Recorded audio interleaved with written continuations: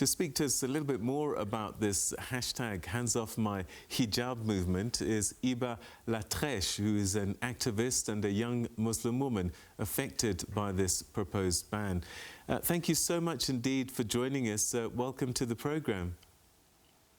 Thank you for having me, Peter. All right, help us understand the law itself that they're trying to propose, because I'm a little bit confused.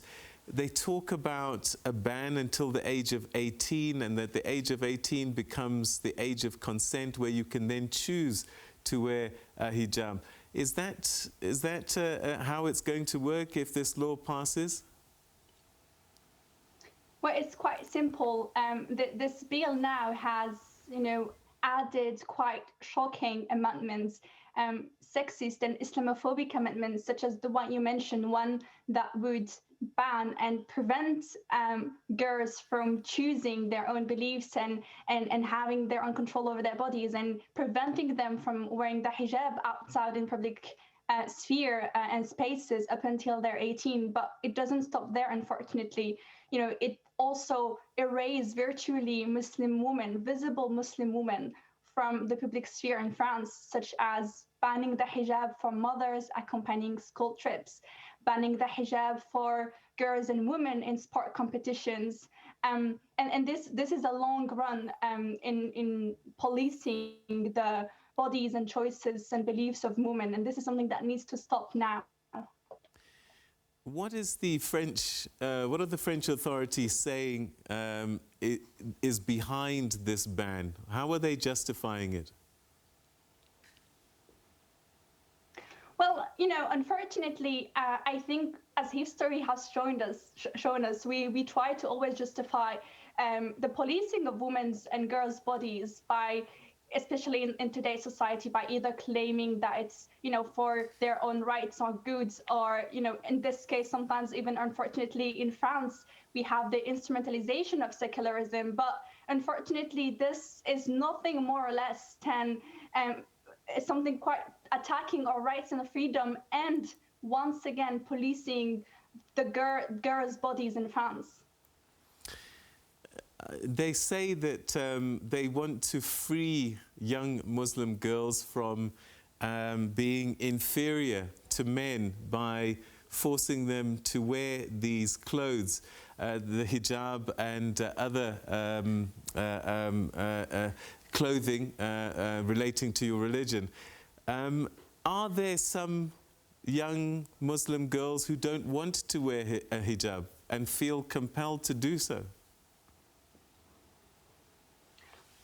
Well, if there are, it's not any data that I know, but it is very concerning that we would want to, because we would like to protect, of course, protecting girls and their choice and their control over their bodies has always been something crucial and important.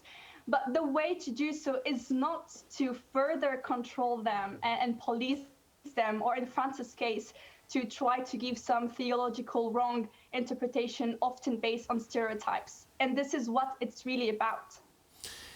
Again, the authorities are saying it's all religious symbols, not just ones from Islam.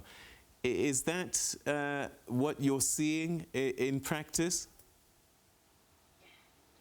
Well, in practice, those that are the more targeted are, in fact, women and Muslim women. There is such a fact as, structural gendered Islamophobia. But what's very interesting with this recent amendments to the bill by the Senate is that the Senate itself, in its press release, actually named the headscarf. It actually singled out the hijab from other religious symbols. So the Senate is showing its clear intent. It actually said we are banning the burkini in swimming places and banning the headscarf in sports competitions. So the Senate itself is making a distinction where the law doesn't. So I think this answers the question itself. Are they making a distinction between a hijab and an ordinary headscarf, for example? I mean, it could be a windy day and a woman puts on something to cover her head. Are they making a distinction between that and the hijab, or is it specifically that which is worn by Muslim women? Well, it depends.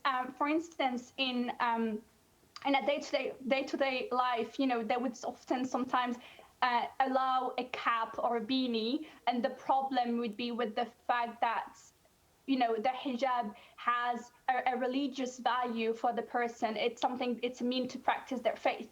But at the end of the day, whether it's it doesn't matter what's the signification it has for the person wearing. At the end of the day, it is going against our rights and freedom to choose for our own selves and to have our own rights and freedom of belief and expression.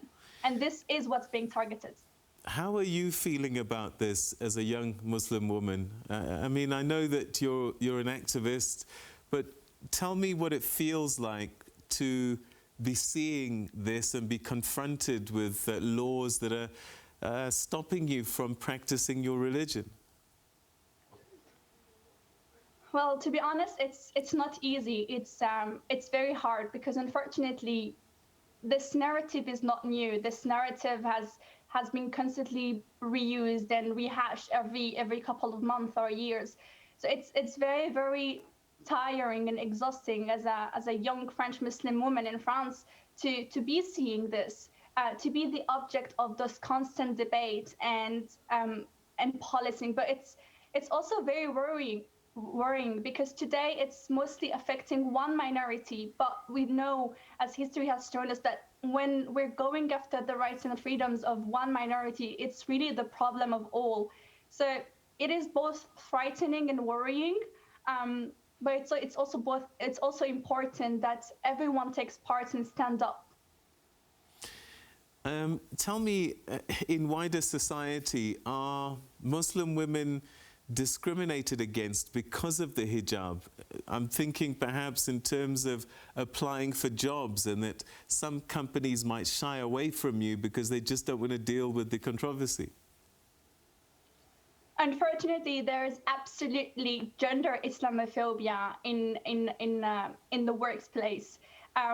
Personally, as a student, I've struggled a lot to find internships and jobs, and now more so because the structural Islamophobia is enabling this, is making it even more possible for employers and companies to discriminate or to say that they want neutrality or find legal ways to discriminate against women to enter the job market. So it is in practice quite difficult